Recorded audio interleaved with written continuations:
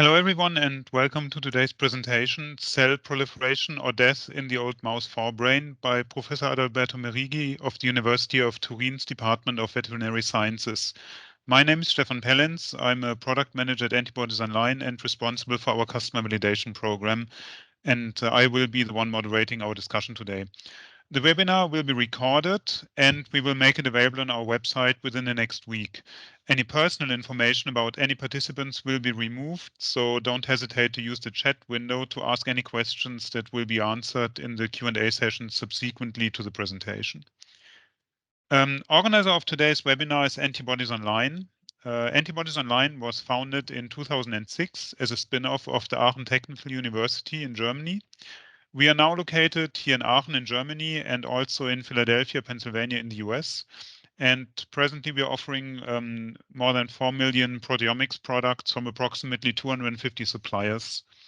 We considered our mission to make the search and purchase of antibodies, proteins, kits, and other proteomics products easy and straightforward, or as we like to put it, to make the complex convenient. We count more than 6,000 institutions in 65 countries all over the world as our customers, and some of which are indicated here. We consider the quality of our products and their proper function as an essential factor. And so in this context, their performance under real-world conditions in our customers' labs is particularly important. Therefore, we are offering our customer validation program, which aims to demonstrate that commercially available antibodies, ELISA kits, and other proteomic products perform as advertised in the recommended experimental settings. And so we invite scientists with proven expertise in a given research area to provide their validation data for these products in exchange for full refund of the product order value. To date, we have worked with around 250 customers on the validation of more than 500 products and 600 validation reports.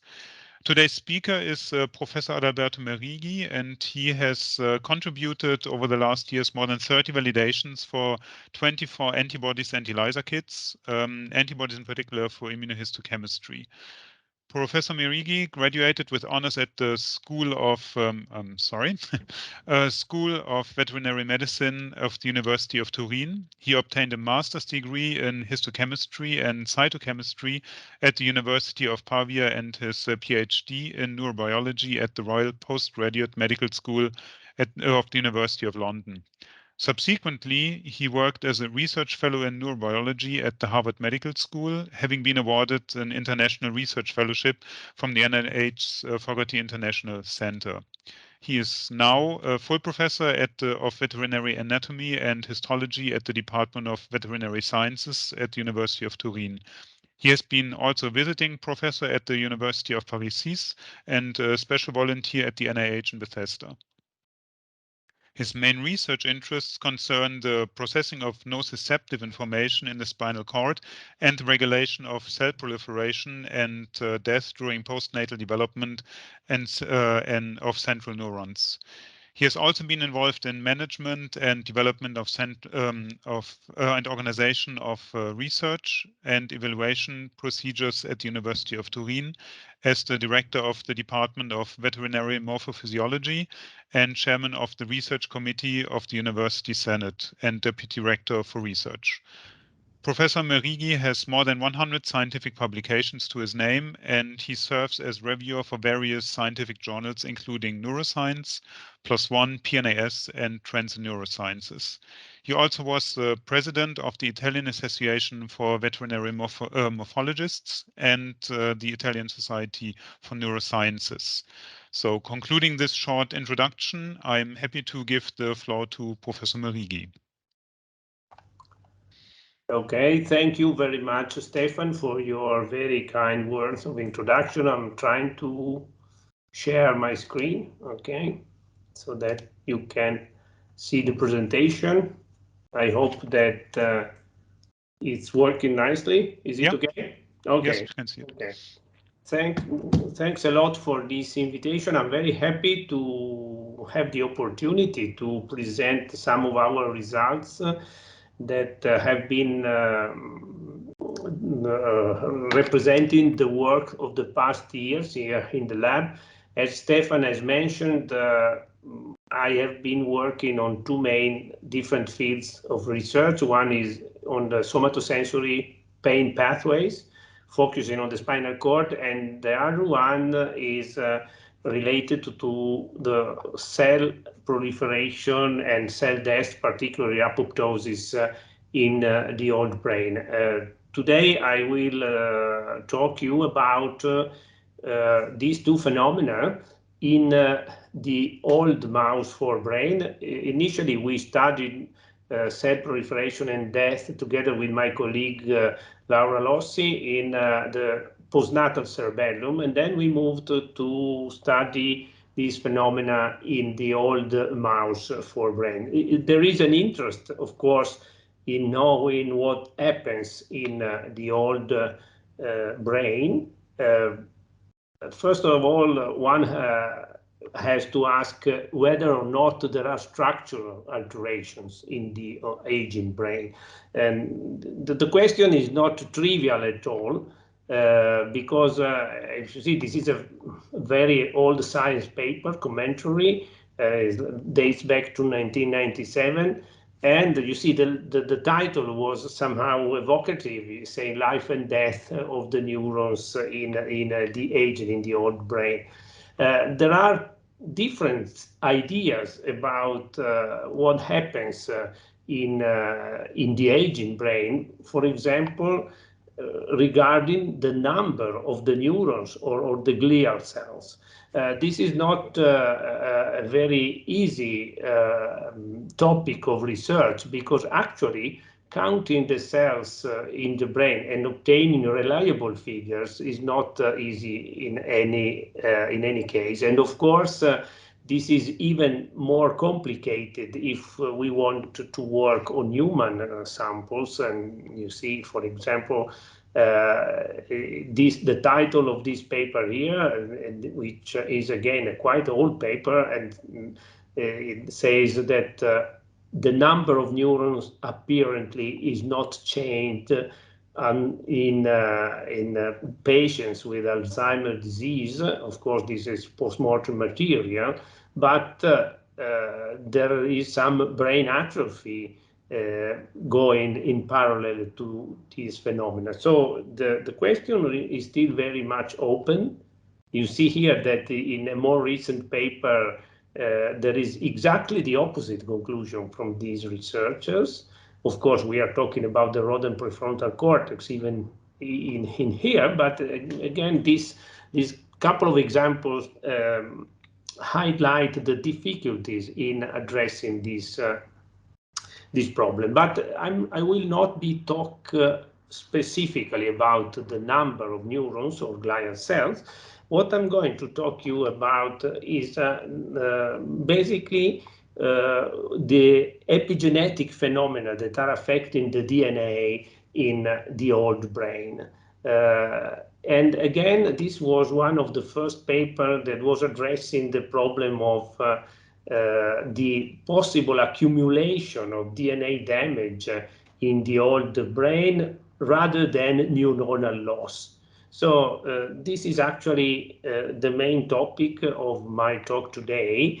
And I simply go back to this cartoon here that shows you the organization of the genetic material into the chromatin structure. And as you can see here, we start from the bottom, from the mitotic chromosomes, when the chromatin gets condensed very much. But if we go back to the top, we have here in the simplest configuration the DNA double helix, and then the DNA is wrapped around some proteins that are the histones, and then of course the structure becomes more and more complex. So you get in having chromatin fibers, a part of a chromosome, and the condensed chromosome during mitosis. As I mentioned, I will be talking about basically about histones, And then you see this is the DNA double helix that is wrapped around these molecules. The histones are, as you can see here, you have an octamer making of 2 H2A, 2 H2B, 2 H4, and 2 H3 histones. So we have 8 histones in total. And then we have histone H1 that is has mainly the function to keep the nucleosomes together. I will tell you something, basically something about H2A and H3. So it's basically why I will be talking about H2AX first, because H2AX is a molecule which is very important in the so-called DNA damage response. If you have a double-strand DNA breaks or a single-strand DNA breaks here, the H2AX is the main sensor, is the main molecule that senses the damage to the DNA and gets phosphorylated. Phosphorylation of H2AX occurs in gamma position, and so H2AX is called gamma H2AX after it is phosphorylated. And once the histone is phosphorylated, it brings together a series of molecules in the region of the broken DNA. Let's stick to the double-strand break here. There are several molecules. I will tell you something about this molecule here in green, 53BP1, and also I'll show you a couple of images regarding NBS1. Once all these molecules that act as adapters or amplifiers join together in what is called a focus of DNA damage, then a series of other downstream events occur at cellular level. These events are strictly correlated to the cell cycle, and here it comes the intervention of the other histone H3. Histone H3 gets phosphorylated during the G2 phase of the cell cycle or the M phase of the cell cycle. We have recently reviewed this path and the importance of the phosphorylation of histone H2 in a very, as I mentioned, a very recent paper. What happens eventually is that if the cell manages to repair its own DNA, then we go back to normality, let's say. But if the cell is not successful in repairing its DNA, the cell can proceed to apoptosis.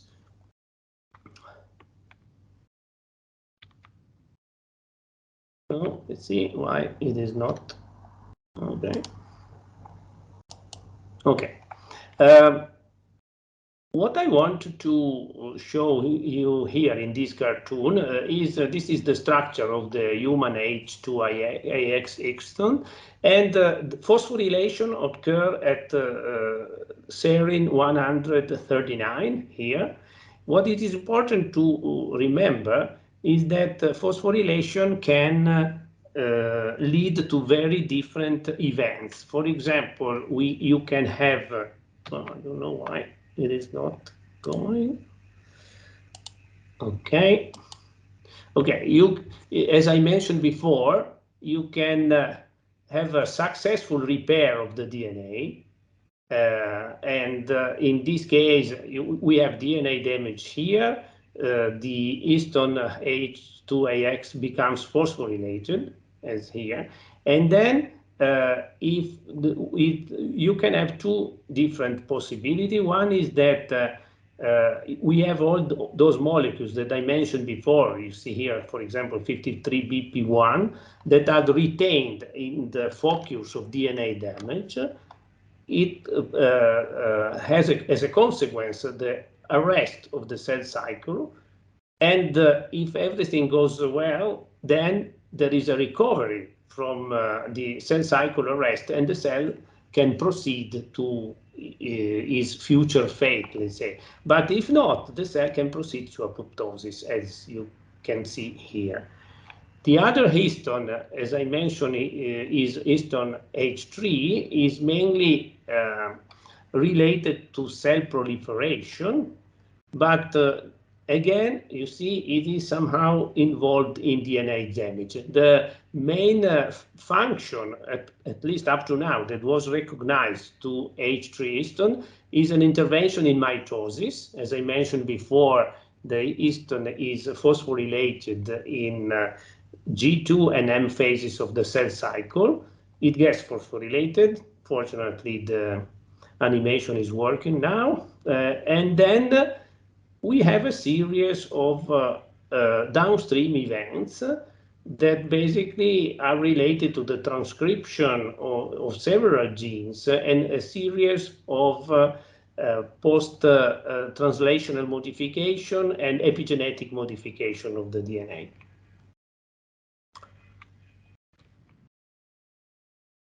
We started to work on the expression of phosphorylated H2AX in the mouse brain a few years ago, when we published a paper in which we have analyzed the phosphorylation of H2AX, so gamma H2AX, in the old mouse brain, but also during the development of the mouse brain. When I talk about old mouse brain, I'm talking about 2-year-old mice. And I would like to stress this out because we have several times the indication of old brains in rodents, and they are then brains of 2 or 3 months, which are not old brains, but are adult brains. This is a semi-quantitative estimation of the expression of gamma H2AX in the mouse brain, and you can see here that in the subventricular zone, rostral migratory stream, olfactory bulb, which is a zone of cellular proliferation, we get back to that during the whole course of this talk, we have a very strong level of expression, during the embryonic life. Then there is a sort of decline during postnatal life, at least initially, and then after the first days of postnatal life in the mouse, let's say from P10, P15, P20, P60, then we have the retention of quite high level of gamma H2AX phosphorylation. If we look at this table here, we can see that there is a very high level there are very high levels of expression in the cerebellum postnatally. And it is linked to the fact that during postnatal development, the cerebellum is very much affected by proliferative and apoptotic phenomena, but I won't be talking about that today. And another thing which was quite interesting is that starting from, let's say, the first weeks postnatally, but then increasing as in parallel with aging, we have an expression of gamma H2AX in the cerebral cortex as well. This is a map of the distribution in the forebrain. You see that there are several areas of the cerebral cortex. The red dots, of course, indicate in a semi-quantitative fashion the distribution of the positive nuclei, of the positive H2AX nuclei containing the phosphorylated form of the histone. And you see we have positivity in the cortex, in the dentate gyrus of the hippocampus. This is the subventricular zone. This is a caudate putamen here, CPU. And again, you see this is the lateral ventricle with very quite a high level of expression in the subventricular zone, and this is the olfactory bulb. I would like to stress out, for example, here that we have different, very different functional types of the cortex. We have different functional areas of the cortex. Let's say we have the auditory areas, the AUD, we have the somatosensory area, we have the visual area here. So the piriform cortex, so apparently the motor cortex here, so apparently there is no direct link with any specific function of the cortical neurons. And another thing that I would like to stress is that these are the brains of normal mice.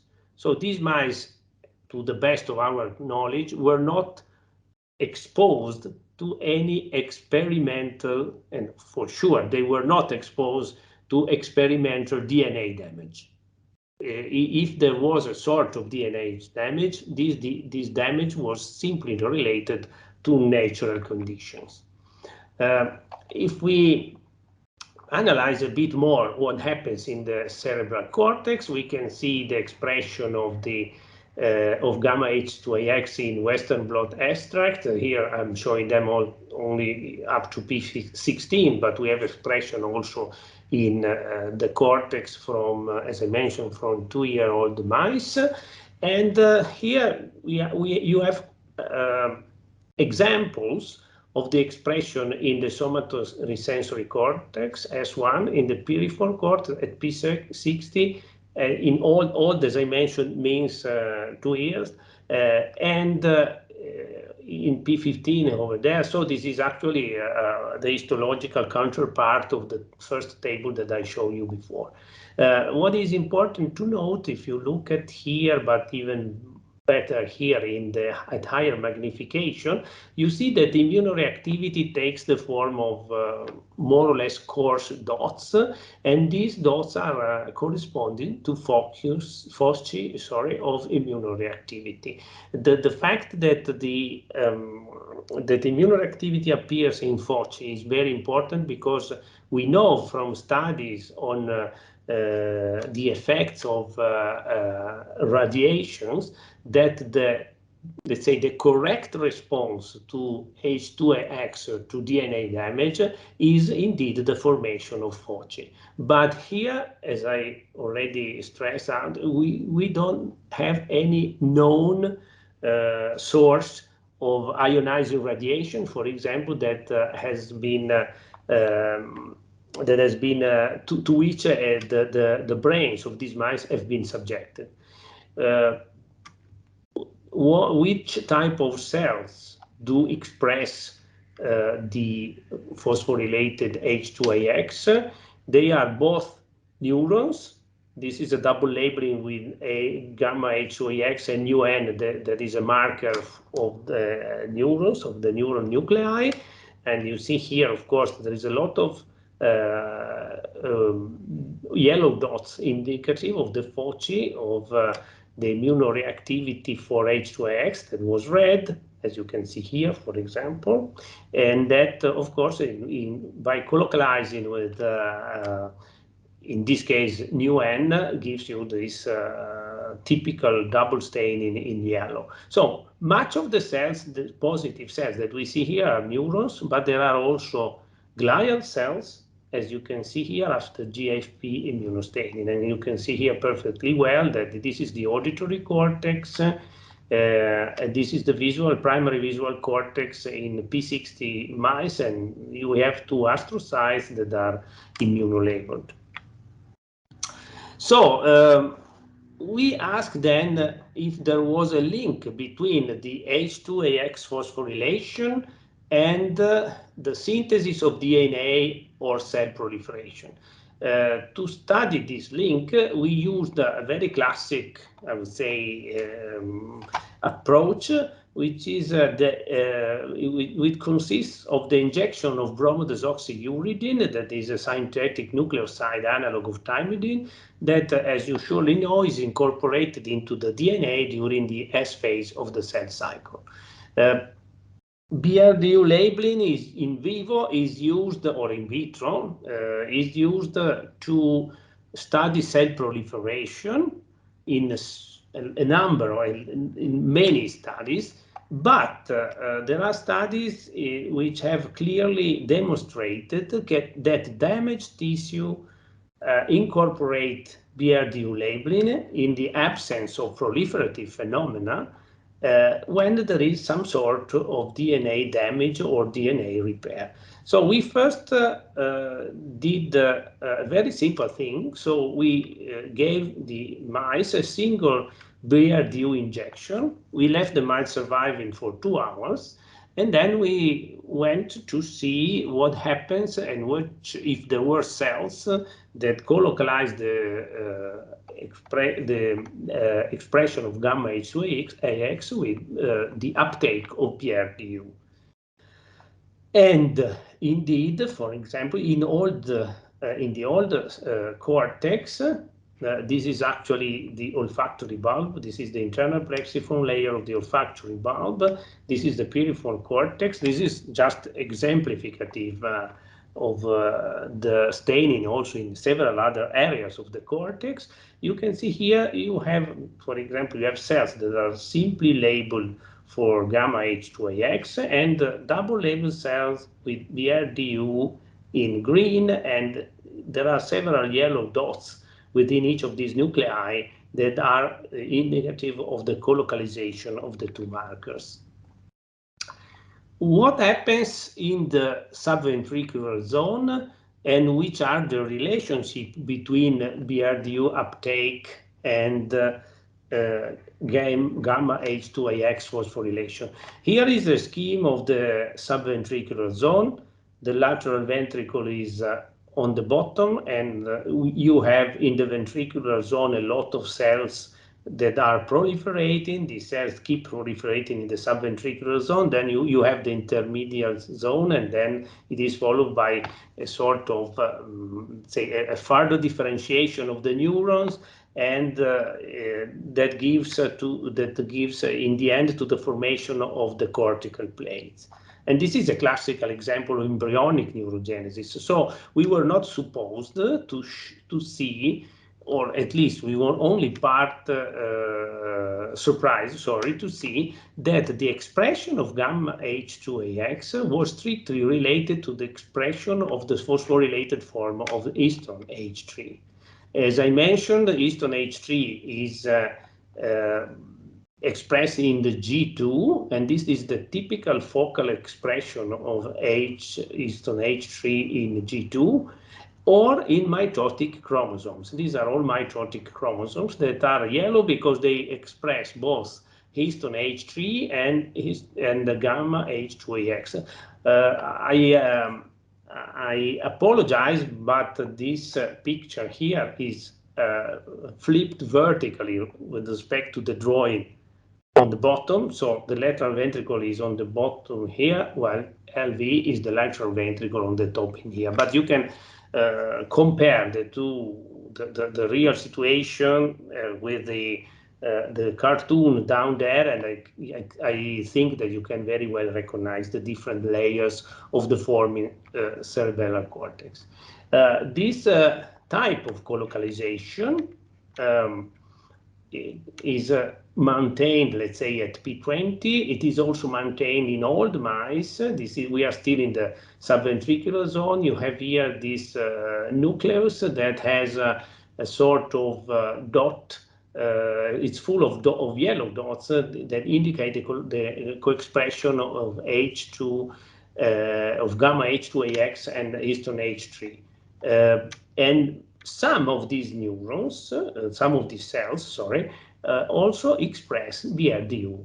As you can see here, there are some that are simply labeled by BrdU, and there are some others that are simply labeled by H2AX. How can we interpret these results?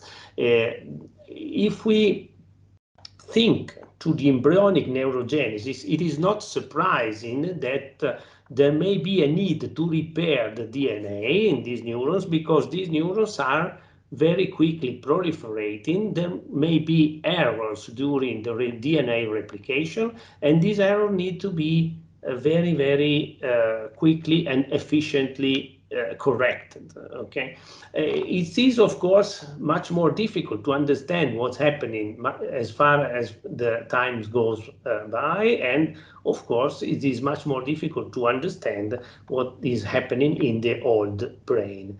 Again, we have other examples here that show you the localization of gamma H2AX and BrdU. So what does this slide tell us? It says that we can have an incorporation of BrdU that can be linked to rapidly proliferating cells, which is not a surprise, but we can also be linked to the occurrence of some sort of DNA damage in the old brain. What happens when the animal gets old, and what happens exactly when the subventricular zone gets old? When the subventricular zone gets old, it acquires a very different histological aspect compared to the one that I've shown you before in the previous slide. And we have, there are indications, there are data in the literature that suggest that these neurons in the old subventricular zone are very slowly proliferating. So what we did here, we used double labeling. You can see here very well the lateral ventricle. This is the caudate putamen, the subventricular zone, and all. This is the GCC, is the gene of the corpus callosum, and we have BrdU positive cells in red in this case, and all you see you have many cells that are labeled by another with another antibody against this MCM2 protein, and also with K167. You can see here there is a colocalization of MCM2 with K167. K167 is a marker of the non-G0 neurons. So this means that of the non-G0 cells. So this means that these cells are in any of the phases of the cell cycle, but they are not in G0. That, as you know, is the typical phase of the neurons which are post-mitotic and that are not proliferating anymore. What is MCM2? MCM2 stands for mini chromosome maintenance 2, and mini chromosome maintenance 2 is very important in the DNA replication. It controls the formation of the DNA fork during the replication of the DNA. But quite recently, it's not very recently indeed, because we are talking about 10 years now, it was demonstrated that if MCM2 is retained in the nucleus, it is doing this job of intervening in the DNA replication. But if MCM2 translocates to the cytoplasm, it starts a series of intercellular apoptotic signals that eventually lead to the enhancement of apoptosis. And indeed, you can see here that these cells we are talking again about old mice. These cells in the old mouse brain that are not quiescent neurons, because they are not in G0, as they are Ki67 positive, they express NBS1. That is one of the molecules that I initially showed you in the DNA repair fortune. So we were a bit puzzled about these results, and the big issue was is indeed in our brains, that are brains from normal animals, is indeed gamma H2AX showing the existence of a true DNA damage response? So to answer this question, we devised a series of experiments, as I showed you here. We used X-ray radiation that is known to provoke double-strand breaks in the DNA. So we devised a series of experiments, as I show you here in this cartoon. We have a group of control mice that actually are that actually underwent exactly the same treatment that I talked to you up to now. So they were injected with BrdU. They stayed very well in the animal house, and then they were euthanized. And then we had two other groups of mice that were initially injected with BrdU as well, and that were subjected to a 10 gray irradiation, and that survived for 15 or 30 minutes after 10 gray X-ray irradiation.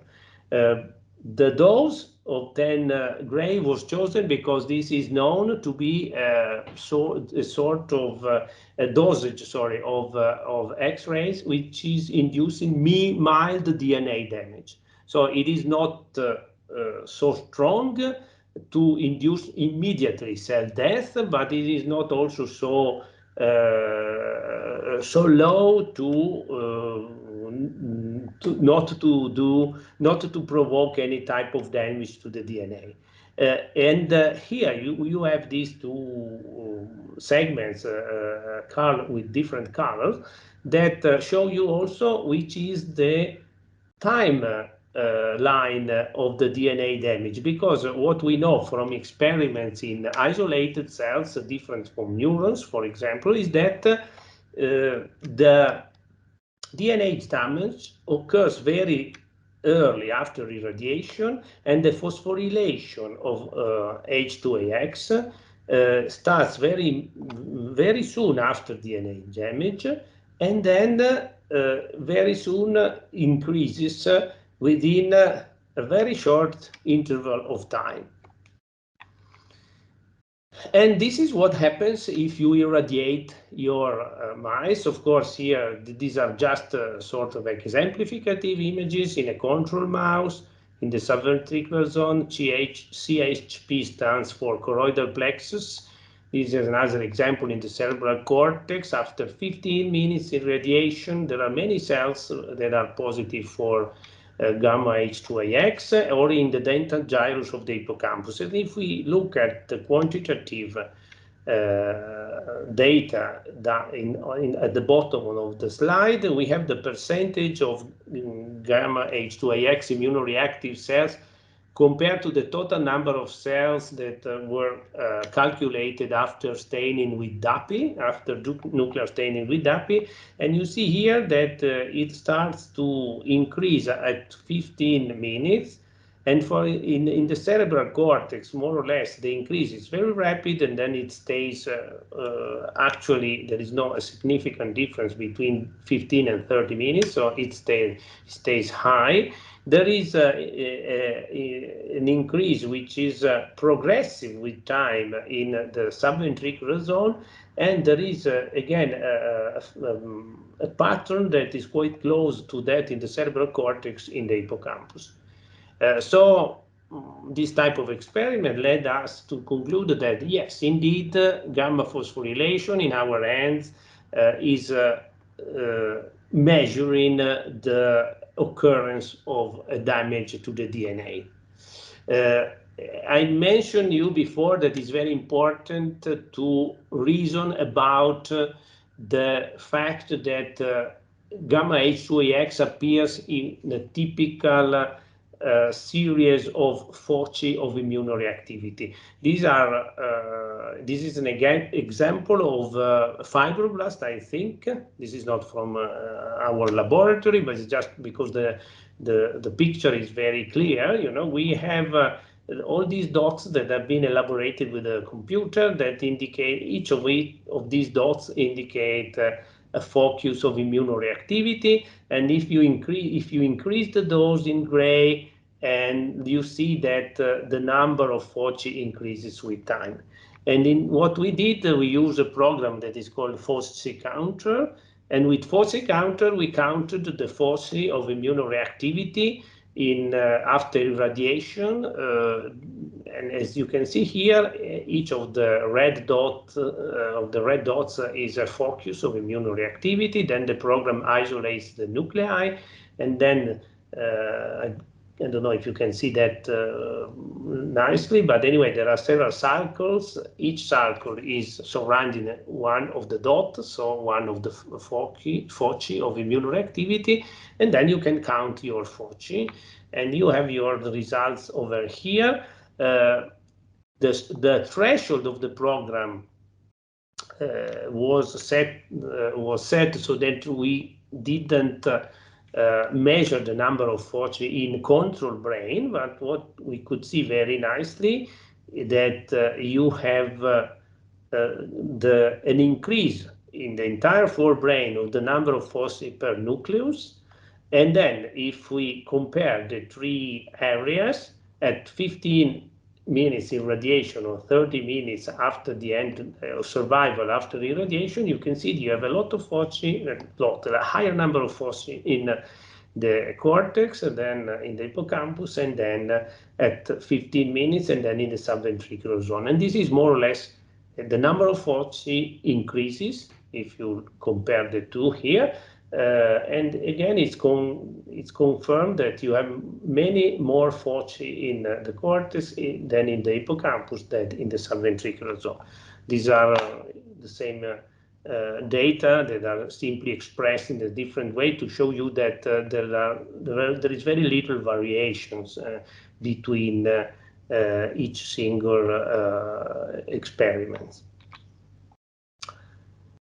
As I mentioned at the very beginning, there are other molecules that stick together in the focus of DNA damage response. One of these is 53BP1, and we have triple staining here with DAPI, gamma H2AX, 53BP1, again subventricular zone, in this control hippocampus and the cerebral cortex. When you have all three labels, you have something in whitish. When you have two, you have this sort of fuchsia, right? And so if you look at maybe at individual nuclei, you can very nicely have an idea of what's going on.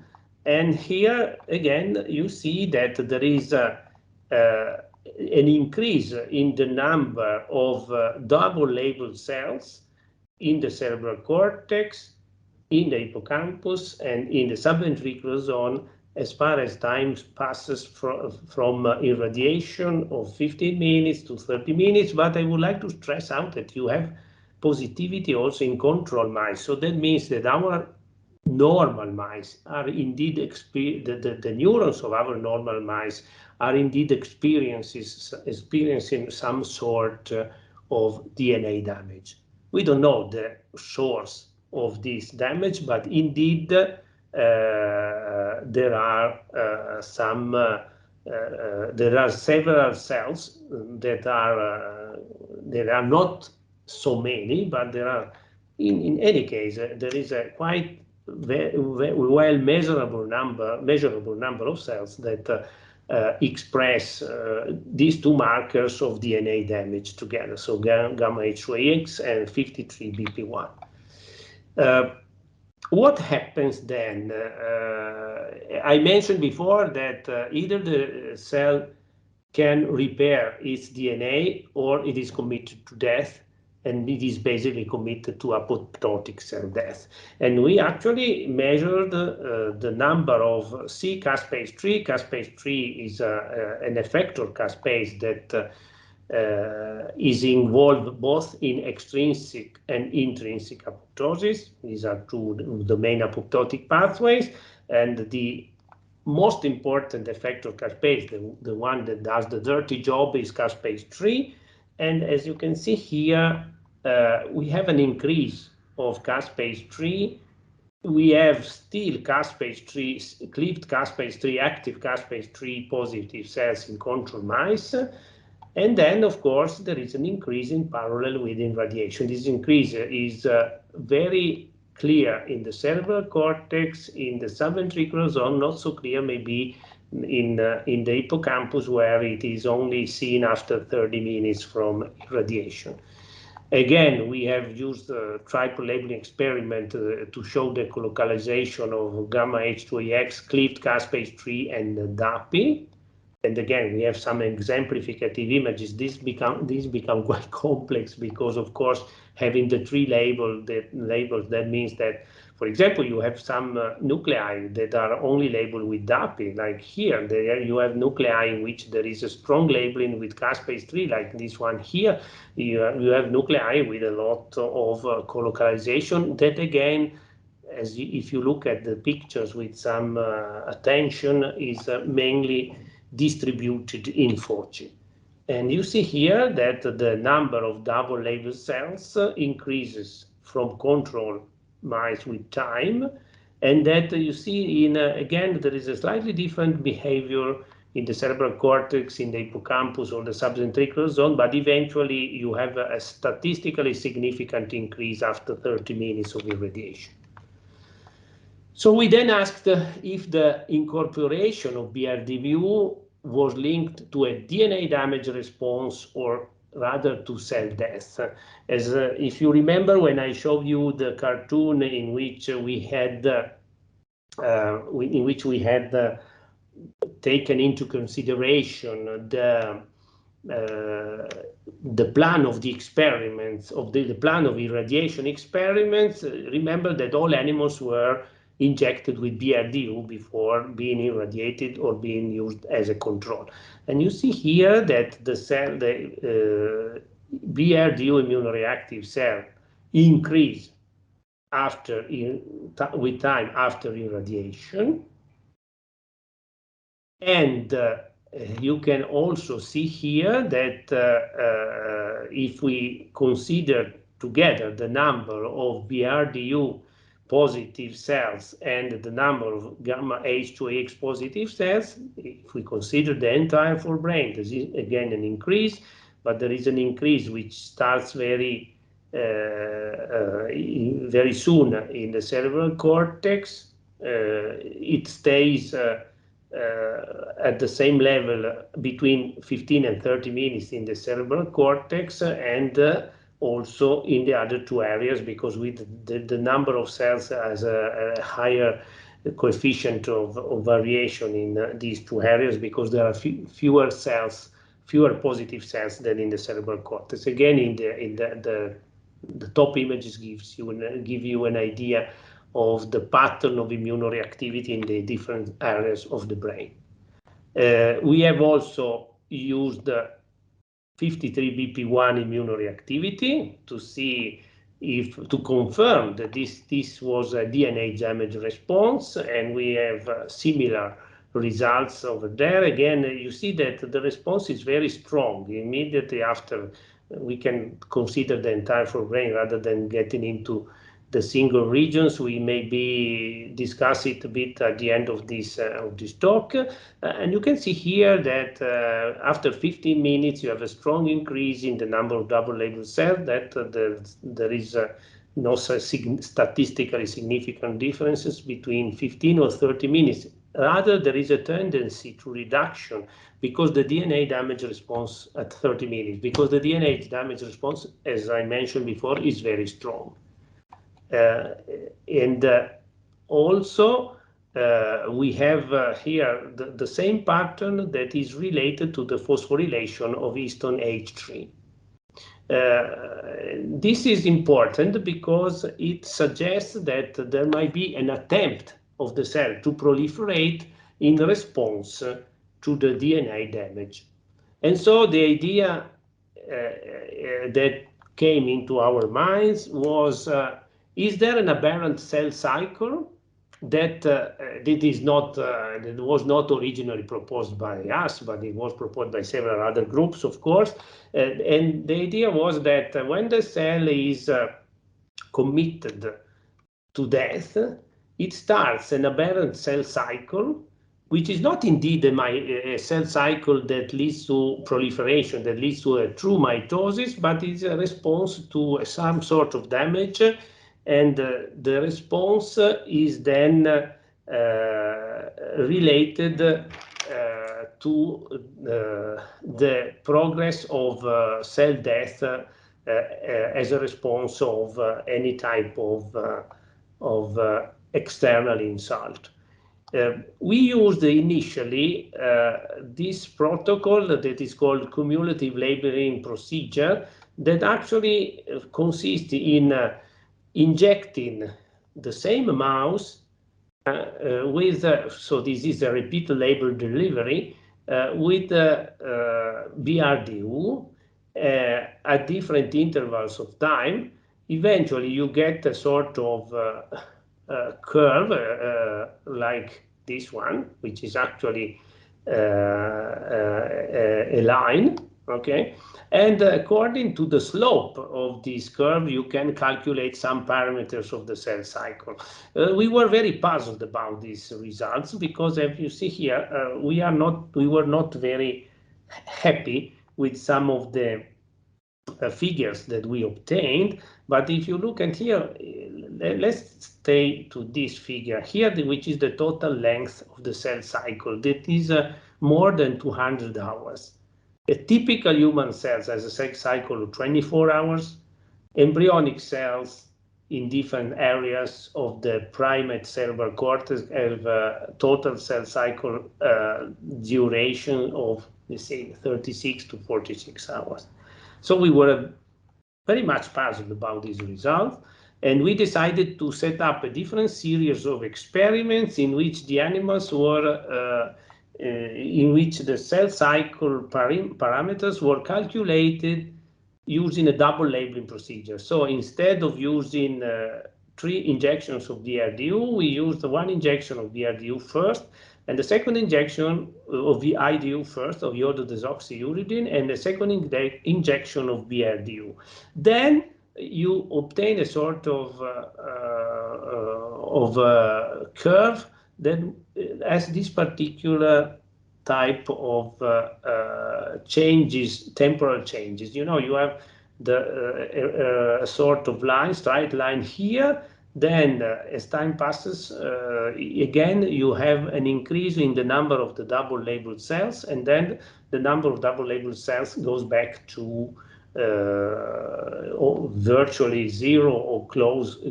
It becomes close to zero. The theory behind this is quite complex. I don't know if somebody wants to talk about that later, but anyway, the principle is this: you can in this case count directly the number of the IDU labeled cells, the number of the BrdU labeled cells, and the number of double labeled cells. Here, the specificity of the antibodies is very important, because if you have antibodies that are specific for each of the two labels, you can use type of specific, let's say, an ad hoc formula. You have sometimes many antibodies that are said to be specific for IDU that actually also recognize BrdU. So this is a very important point, but you can skip the problem by using a different type of calculation. Maybe we can talk about that in the discussion. What happens with that? We have calculated the linear regression equation in the 3 areas that we have been studying in our work here, in the hippocampus, subventricular zone, and cerebral cortex. These are the points. Please note that the interval between the 2 trace was very long. It was between 2 and 5 days. So we had different group of animals that were injected with 1 day, 5 days, and 3 days and 5 days. So we calculated the regression lines, and we calculated from that linear regression line, we calculated the length of the S phase of the cycle. These are the values here, and the total length of the cell cycle. The data are a bit different from those that we obtained with the other protocol, but you see, we are still talking about a length which is around 200 hours. So something quite strange.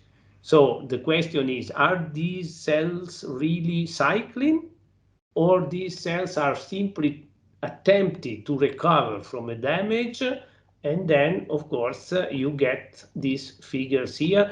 Please don't be mistaken by the curves, because if you look at the curves as such, you may imagine that these slopes are quite high. But if you look at the figures, these slopes are quite low. You have all 0.0035, 0.0037. So these lines are almost horizontal. So that gives us a very several doubts on the possibility that these cells are indeed proliferating. So I'm concluding. What happens maybe with these slow cycling, interrogative marks, because they are indeed so slow cycling, or they are simply repairing the DNA. In the hippocampus and in the subventricular zone, we may assume that these cells proliferate very slowly. Incorporation of BrdU is at least in part related to an attempt to repair the DNA double-strand breaks that derive from a proliferation that is not perfectly regulated. H2AX is then phosphorylated to try to repair the DS double-strand break. Then we have expression of phosphorylated 53 BP1 very soon, within 1 hour. So this is a true DNA damage response. And if the DNA damage response fails, the cells undergo apoptosis. And indeed, we have caspase-3 positivity. In the postmitotic neurons, in the cortical neurons that do not proliferate, the incorporation of BrdU is surely related to an attempt of repairing the DNA double-strand breaks that may be occurring in these senescent cortical neurons, and maybe also in glia, because if you remember, I in the very beginning show you that the positivity for gamma H2AX also occurs in the glia. And again, we have the same story as above. H2AX is phosphorylated, then we have the expression of 53 BP1, so a true DNA damage response, and the expression of caspase-3 if repair fails. I am concluding. This is a list of many of the antibodies that I had the opportunity to validate together with Stefan and the other guys at antibodies-online. And as you can see here, there are many BrdU antibodies. This was there are so many because it was important to find the good antibody with the good specificity, as I mentioned before. This brings to me to briefly recall the importance of very nice controls when you do this type of experiment. These are the IDU was good because we simply needed to test one antibody. Caspase-3 again gave us some problems because it's important to have antibodies that recognize the cleaved form, the active form of caspase-3, and not general, let's say, a general antibody. These are the people that have been working with me. Laura Lossi, that is indeed the main investigator in this line of research in the lab. These have been a few postdoctoral fellows of Ph.D. students of us that have been followed this work during the course of time. So thank you very much for your attention, and I do hope that you enjoyed the talk and that this talk may perhaps provoke some questions regarding this very fascinating story, I believe. Thank you very much. Yeah, thank you very much, Professor Merighi, for this very interesting insight into your work. We have some time for questions from the audience. So if you would like to a question for any detail regarding any details for the presentation, please ask away. so it's quite difficult to study the cell cycle in cells that, I mean, you pointed out that that it's not necessarily clear whether the cells are proliferating or not. So it's difficult to study the cell cycle in cells that apparently have a very low proliferation rate. Also for the incorporation of BrdU and IDU. Can you comment on this? I mean, you touched a little bit on this point already in the in your presentation, but maybe you could provide a little bit more details about this. Yeah, thank you very much, Stefan, for this question. Well, the problem is that what I didn't explain, I would say I didn't point out very clearly, is that these positive cells are very few in these very old brains. So the problem is that, sorry, actually what we did, we analyzed the entire brain.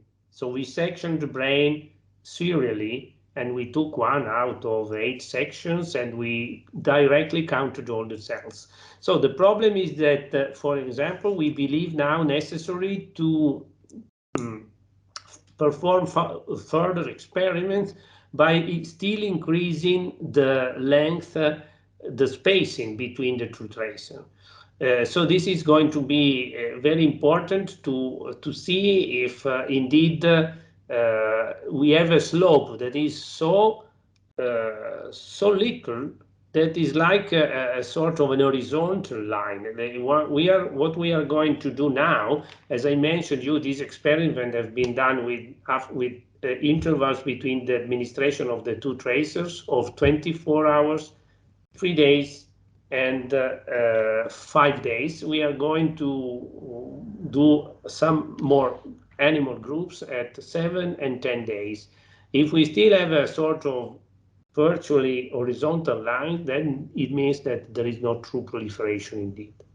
But that all the incorporation of IDU and BrdU is simply linked to the synthesis of DNA is in a response of some sort of damage.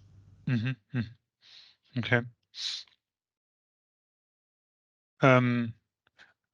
I see that we actually already we are a bit over the time we had foreseen the meeting to be going until 6 o'clock about.